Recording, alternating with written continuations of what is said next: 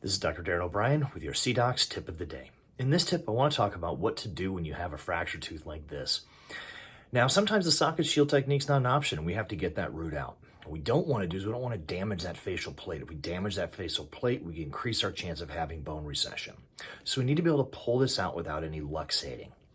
And that's when I use something like this, the Benex Extractor. And there's others on the market, the Easy Extract and the Benex Extractor are probably the two most popular. It's basically a tooth winch.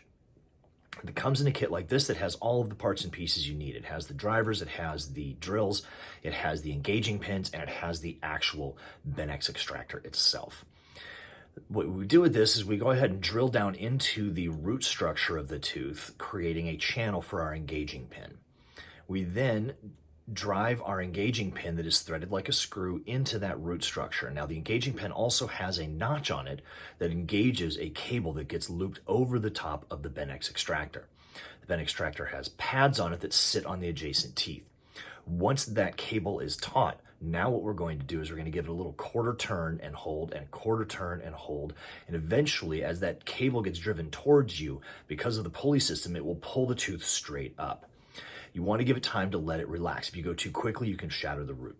So we turn and hold, and eventually you're going to hear a loud pop, and then the tooth will just come right up out of the socket with zero damage done to the facial plate and allowing us to then either graft or place our implant. This has been your CDocs tip of the day, and I hope it helps.